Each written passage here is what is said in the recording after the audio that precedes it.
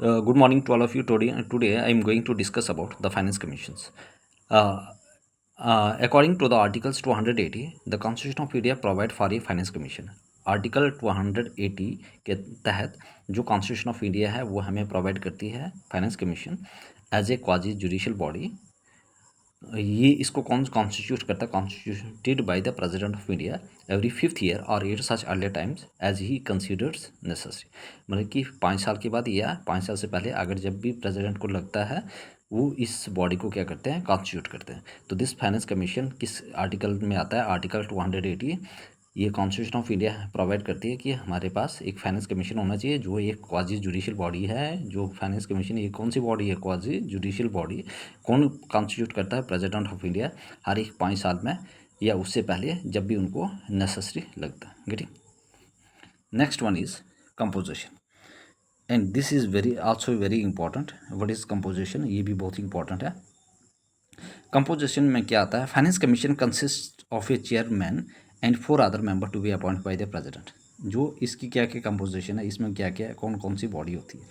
Finance commission जो हमारे पास जो फाइनेंस कमीशन है इसमें एक चेयरमैन होता है और 4 अदर्स मेंबर्स होते हैं। ठीक है, जो हमारे पास फाइनेंस कमीशन होता है इसमें एक चेयरमैन होता है और 4 अदर्स मेंबर्स होते हैं जिनको कौन अपॉइंट करता है? President of India. गेटिंग। तो ये जो फाइनेंस कमीशन है, फाइनेंस कमीशन की कंपोजिशन क्या है? फाइनेंस कमीशंस किससे कितने मेंबर्स होते हैं? एक चेयरमैन होता है और 4 कौन होते हैं? मेंबर्स होते हैं, अदर मेंबर्स होते हैं जिनको कौन अपॉइंट करता है? प्रेसिडेंट। तो याद रखना, finance commissions consist of a chairman and 4 other member to be appoint by the president. तो फाइनेंस कमीशंस में एक चेयरमैन होता है और 4 अदर मेंबर्स होते हैं जिनको कौन अपॉइंट करता है? President of India. They hold office for such period as specified by the president in his order. ये क्या करते हैं? ये ऑफिस को होल्ड करके रखते हैं। दे hold office for such period. ये क्या करते हैं? ऑफिस को होल्ड करके रखते हैं as specified by the president in his order. तो ये क्या करते हैं? अपने ऑफिस को होल्ड करके रखते हैं कुछ पीरियड के लिए, जितना पीरियड जो हमारे राष्ट्रपति है, प्रेसिडेंट ऑफ इंडिया है, उन्होंने ऑर्डर दिया होता है। मतलब कि जितने देर तक, जितना टेन्योर तक प्रेसिडेंट ने उनका टेन्योर फिक्स किया होता है उतना टाइम तक वो क्या करते हैं? अपने ऑफिस को होल्ड करके रखते हैं। गेटिंग एलिजिबल फॉर री अपॉइंटमेंट। हाँ, इनकी जो एलिजिबिलिटी है ये दोबारा से भी री अपॉइंट हो सकते हैं। गेटिंग ये चीज़ें बहुत ही इंपॉर्टेंट है। एलिजिबल फॉर री अपॉइंटमेंट मतलब कि ये जो कमीशन है, जो ये चेयरमैन और जो अदर्स मेंबर्स है 4, इनको ये दोबारा से री अपॉइंट भी हो सकते हैं। तो re appointment of the finance re appointment of the chairman and the 4 others members. Getting constitution authorizes. अब जो हमारे कॉन्स्टिट्यूशन है वो क्या करती है? वो पावर देती है, एम्पावर करती है किसको? पार्लियामेंट को, कि वो उनकी to determine the qualification of members of the commission manner in which they should be selected. अब पार्लियामेंट को जो कॉन्स्टिट्यूशन है वो पावर देती है, वो अथॉरिटी देती है कि भाई आप खुद डिसाइड करोगे इनकी क्वालिफिकेशन।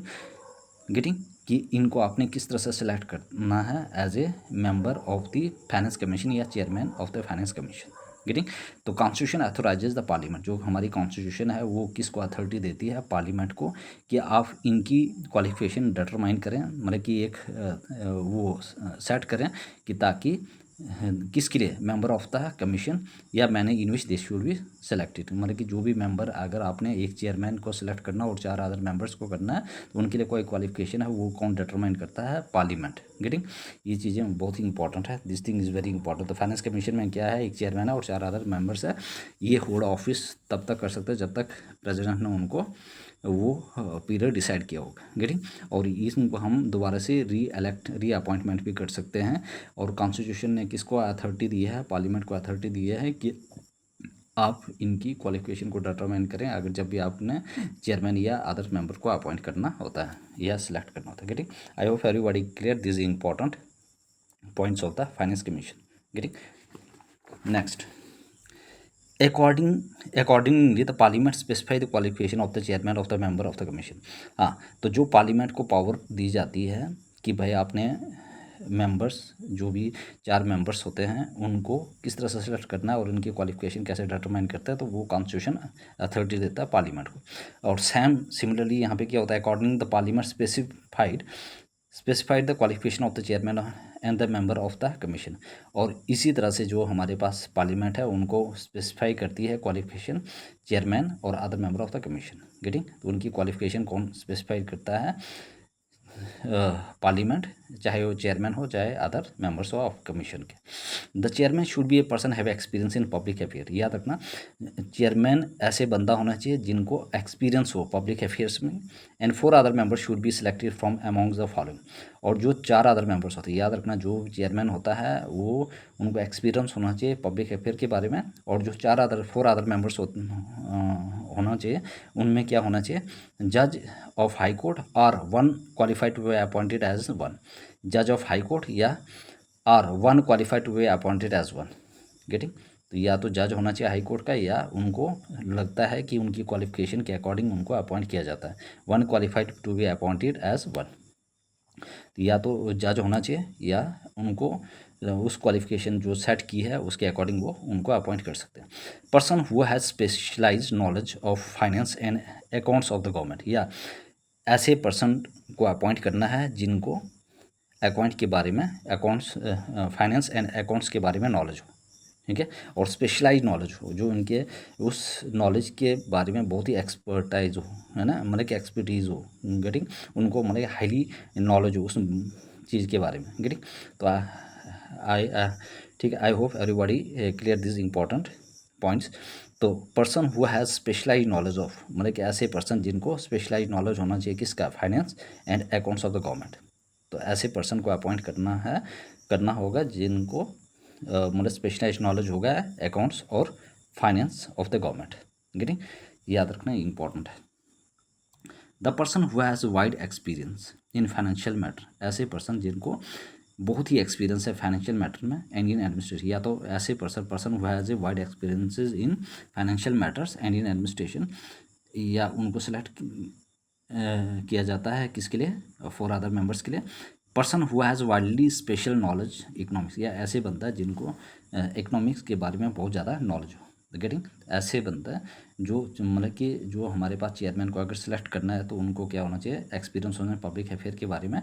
और जो 4 अदर मेंबर्स होना चाहिए, या तो जज होना चाहिए वो हाई कोर्ट का, या ऐसे बंदा जो क्वालिफिकेशन के अकॉर्डिंग अपॉइंट हो। गेटिंग, और जो नेक्स्ट बंदा है, ऐसे बंदा होना चाहिए, ऐसे इंसान होना चाहिए जो जिनको अकाउंट्स के एक स्पेशलाइज नॉलेज होना चाहिए, एक बहुत ही हाईली स्पेशलाइज नॉलेज होना चाहिए किसके बारे में? फाइनेंस और अकाउंट्स ऑफ द गवर्नमेंट। जो भी फाइनेंस और अकाउंट्स है गवर्नमेंट की उसके बारे में नॉलेज होना चाहिए। और ऐसे बंदा जिनको क्या होना चाहिए? बहुत ही ज़्यादा एक्सपीरियंस होना चाहिए फाइनेंशियल मैटर्स के ऊपर एंड इन एडमिनिस्ट्रेशन, या तो फाइनेंशियल मैटर में एंड इन एडमिनिस्ट्रेशन के बारे में। और एक ऐसे भी होना चाहिए जिनको बहुत ही स्पेशल नॉलेज होना चाहिए इकोनॉमिक्स के बारे में। Getting, I hope everybody clear these important points of the finance commission, its composition and its function. Getting, next one is function. अब इसकी क्या क्या फंक्शन है? This thing is also very very important for the examination point of view, ठीक है। Never miss this video, everybody watch, ठीक है।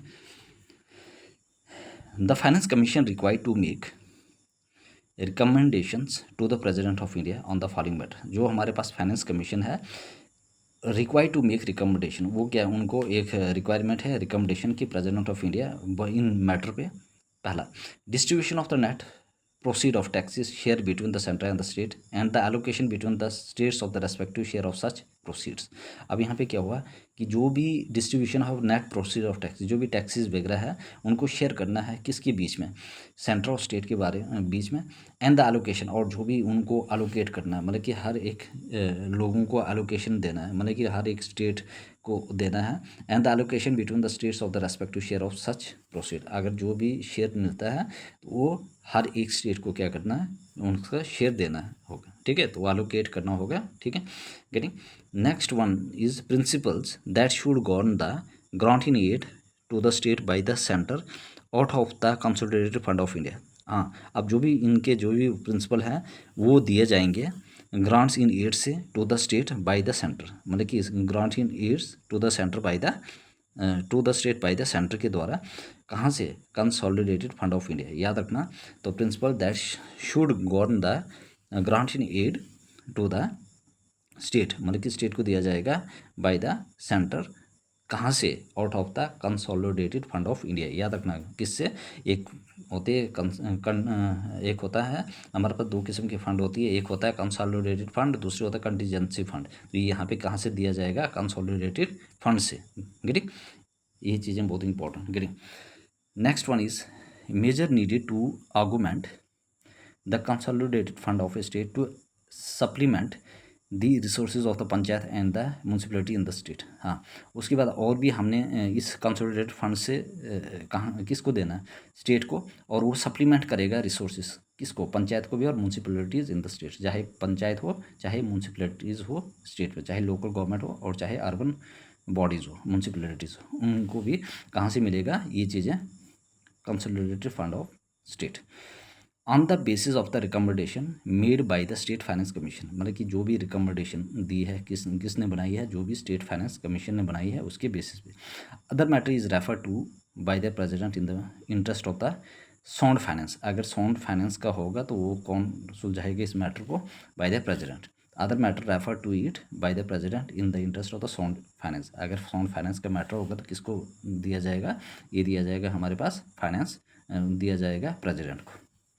तो other matter rejected to it by the president in the interest of sound finance. I hope everybody clear these important points. Next one, till 1960 the commission also suggested the grants given to the state. अब 1960 तक क्या हुआ, the commission also suggested, उन्होंने ये suggest किया था कि the grant given to the state of, मतलब किन किस स्टेट्स को देना है, चाहे आसाम हो, चाहे बिहार हो, उड़ीसा एंड वेस्ट बंगाल, किस किस को देना है 1960 तक। The commission also suggested the grants given to the states Assam, Bihar, Odisha, West Bengal, AS Assam, ABOW, ठीक है। तो अबव, ABOW, अबव मीन्स आसाम, बिहार, उड़ीसा और वेस्ट बंगाल। आपने एक्रोनिम कैसे याद रखना, अबव, ABOW, A means Assam, Bihar, Orissa और वेस्ट बंगाल, अबव, ABOW, अबव, ठीक है, आसाम, बिहार, उड़ीसा और West Bengal. Green, in lieu of assignment of any share of net procedure in each year, ठीक है, जो भी नेट प्रोसीजर होता है हर एक साल का, of export duty on jute and jute product, और जो भी एक्सपोर्ट ड्यूटी लगता है किसके ऊपर, दो प्रोडक्ट, एक है जूट और जूट के products. This grants were given for a temporary basis period 10 year, और इनके ऊपर जो भी ग्रांट दिए जाएंगे वो टेम्परेरी बेसिस पे दिया जाएगा पीरियड के लिए, for 10 years from the commercial of the constitution. मतलब कि जो भी कमर्शियल है कॉन्स्टिट्यूशन से वो टेम्परेरी बेसिस पे दिया जाएगा जूट और जूट्स के प्रोडक्ट के ऊपर। गेटिंग, ये टेम्परेरी बेसिस पे दिया जाएगा, कितने साल के दिया जाएगा, ओनली फॉर 10 ईयर्स। और कितनी वहाँ पे स्टेट थी, 4, कौन कौन सी, अबव, ABOW, आसम, बिहार, उड़ीसा और West Bengal. In lieu of the assignment any share of the net procedure in each year of the export duty on jute and jute products, this grants were given for a temporary period 10 year from the commencement of the constitution. मतलब कि जब से ही मतलब कि constitution force में आई है तब से ये जो चीज़ें हैं ये टेम्परेरी बेसिस पे चल रहा है फॉर 10 ईयर्स के लिए, जूट और जूट के products. Getting, I hope everybody clear this important points. Next one is the commission submits इस रिपोर्ट टू द प्रेसिडेंट। अब उसके बाद जो भी कमीशन है फाइनेंस कमीशन, वो किसको रिपोर्ट सबमिट करेगी, प्रेसिडेंट को।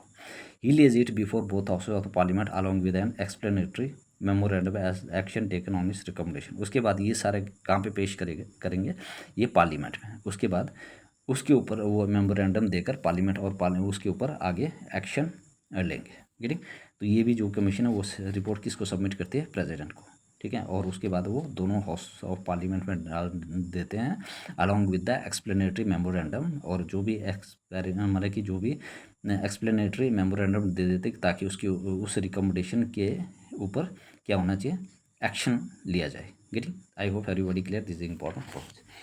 Advisory rule, this is also very important. अब इसके क्या क्या एडवाइजरी रूल हैं, ठीक है, हम इन चीज़ों के बारे में भी जानेंगे। तो एडवाइजरी रूल में क्या होता है, must be clarified here that's the recommendation made by the finance commission और ओनली ऑफ एडवाइजरी नेचर। याद रखना, अगर जो भी रिकमेंडेशन फाइनेंस कमीशन ने बनाई है तो वो सिर्फ एडवाइजरी नेचर का होगा। याद रखना, मस्ट बी क्लैरिफाइड हियर, यहाँ पे जो भी एडवाइजरी रूल है तो यहाँ पे बिल्कुल साफ किया गया है कि जो भी इसकी जो रिकमेंडेशन है वो सिर्फ एडवाइजरी नेचर की होगी, कोई बाइंडिंग नहीं होगी, याद रखना। Hence not binding on the government, और ये बाइंडिंग नहीं होगी, मतलब कि गवर्नमेंट को इसके ऊपर देना ही तो होगा, नहीं, ये सिर्फ एक एडवाइजरी नेचर का है, ये कोई बाइंडिंग नहीं है गवर्नमेंट के ऊपर। It is up to the union government या सेंट्रल गवर्नमेंट टू इम्प्लीमेंट इस recommendation on granting money to the state. अब वो सेंट्रल गवर्नमेंट के ऊपर डिपेंड करता है या यूनियन गवर्नमेंट के ऊपर डिपेंड करता है कि इस रिकमेंडेशन को कबूल करें, मतलब कि वो एक्सेप्ट करें और पैसा जो एक स्टेट को ग्रांट करें या नहीं दें करें, ठीक है, वो डिपेंड करता है गवर्नमेंट के ऊपर।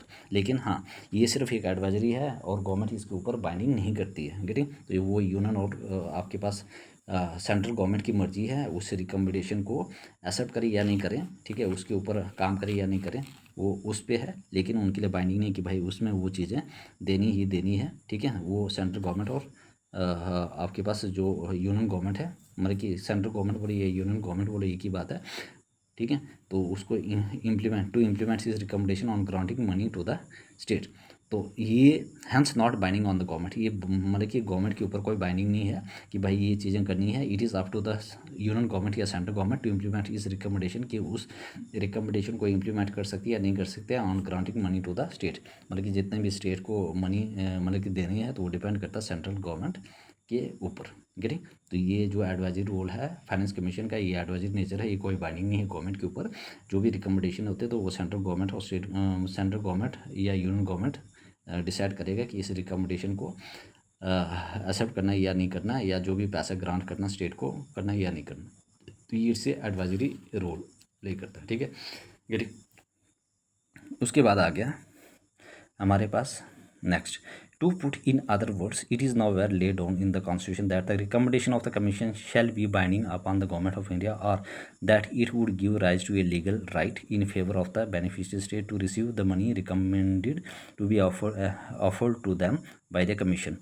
अब यहाँ पे देखो टू, अगर हम दूसरे शब्दों की बात की जाए तो ये हमारे कॉन्स्टिट्यूशन में दिया गया है कि जो रिकमेंडेशन दिए है किसने, कमीशन ने, वो बाइंडिंग होने चाहिए गवर्नमेंट के ऊपर, या उसको लीगल राइट्स के बारे में ये चीज़ें बतानी देनी होगी, ठीक है, इन फेवर बेनिफिशरी, जो भी स्टेट को, एक स्टेट जो बेनिफिशरी जो स्टेट्स है, ठीक है, कि ताकि वो मनी क्या करें, मतलब कि रिकमेंडेशन के बाद वो मनी को रिसीव करें जो भी ऑफ़र किया गया कमीशन के द्वारा, as rightly observe by the PV Raja Mannar, ठीक है, मतलब कि जो कौन सा जो फाइनेंस कमीशन थे हमारे पास, fourth chairman of the fourth finance commission, जिनका नाम है PV राजा मनार। याद रखना, जो चेयरमैन है फोर्थ फाइनेंस कमीशन के, उन्होंने ये चीज़ें ऑब्जर्व की थी, गेटिंग।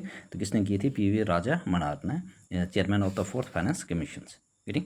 ये चीज़ें बहुत ही इंपॉर्टेंट है, getting. I hope everybody clear this important points of the finance commission. Anybody any problem? If there is any problem, please comment in the comment box, getting. If there is any query, if any student any query regarding of these lectures, please put comments in the comment box, getting. I will reply. Next, since the finance commissions is a constitutional body, जो finance commission है ये कौन सी है, ये हमारे पास है कॉन्स्टिट्यूशन बॉडी है, expected to be quasi judicial. ये recommendation should not be turn down by the government of India unless there are very compelling reason. अब यहाँ पे जो फाइनेंस कमीशन है इसके अकॉर्डिंग क्या होना चाहिए, वो कॉन्स्टिट्यूशन बॉडी होनी चाहिए। एक्सपेक्टेड जो थी वो क्या थी, एक क्वाजी जुडिशियल बॉडी, क्योंकि इस जो रिकमेंडेशन है should not be turn down by the government, getting, कि इसकी जो भी रिकमेंडेशन है वो गवर्नमेंट क्या नहीं करेगी, शायद टर्न डाउन नहीं करेगी, unless there was very compelling reason, क्योंकि वहाँ पे तो फिर मजबूरी वाला रीजन आ जाता है, getting, unless there are very compelling reasons. तो since the finance commission is a constitution body expected to be a quasi judicial, its recommendation should not be turned down, इसकी recommendation should not be turned down by the government of India unless there are very compelling reasons, getting. The Constitution of India envisages the finance commission, इसीलिए ये क्या है, constitution of India envisages the finance commission as a balancing wheel of the fiscal federation in India, इसलिए जो constitution of India है इन्होंने finance commission को as a balancing wheel of the federalism in India में रखा हुआ है, कि ताकि वो जो भी फेडरलिज्म है, जो भी फिजिकल पॉलिसी है या फेडरलिज्म है, उसको बैलेंस करके रखे, वो एक पहिए की तरह बैलेंसिंग व्हील की तरह काम करे, ठीक है। Till 2014, its role in the center-state fiscal relation was determined by the erstwhile Planning Commission, non-constitution as a non-statutory body, getting by Dr. P.V. Raja Manar, chairman of the fourth finance commission. अब 2014 तक इस role in the centre state, जो भी central और state में जो finance relation था, was under determined by the, ये किसने अंडर डिटरमाइंड किया था? अरेस्ट वाइल प्लानिंग कमीशन, या non statutory, non constitutional and ये नॉन स्टेटरी बॉडी। तो ये क्या थे? Planning commission, non constitutional and non statutory body. किसने बोला था? ये bye PV Raja Mannar, chairman of the fourth finance commission, getting. अब इन्होंने क्या किया था? Highlighted the overlapping of functions and responsibility between the finance commission and the erstwhile planning commission in federal fiscal transfer। तो कि भाई यहाँ पे एक हाईलाइट किया था कि ओवरलैपिंग, दोनों में ओवरलैपिंग हो रही है, फंक्शन और रिस्पॉन्सिबिलिटीज़ किसके बीच में? फाइनेंस कमीशन हो और पूरा जो प्लानिंग कमीशन हो, इन फेडरल फिजिकल ट्रांसफ़र। याद रखना, तो ओवरलैपिंग हो रही थी किसके बीच में? आपके पास फाइनेंस कमीशन और planning commission in federal physical transfer. I hope everybody clear. This is important lecture on finance commission. तो constitution of India envisages the finance commission as a balancing wheel of the fiscal federalism in India। क्या था? ये bill की तरह काम करता था। till 2014 its rule in the center state fiscal relation was under determined by the erstwhile commission was commissions, planning commission, non-constitutional and non-statutory body, non-constitutional non-statutory body, getting by doctor PV Rajamannar. ये क्या थे? Chairman थे of fourth finance commission के। इन्होंने क्या किया था? Highlighting the overlapping of the function and responsibility, जो भी हाईलाइटिंग, जो फंक्शन जो रिस्पॉन्सिबिलिटी थी, उनको हाईलाइट किया था बिटवीन किसके बीच में? Finance commissions and erstwhile planning commission in federal fiscal transfer. I hope everybody clear. This is important lecture on finance commissions. Getting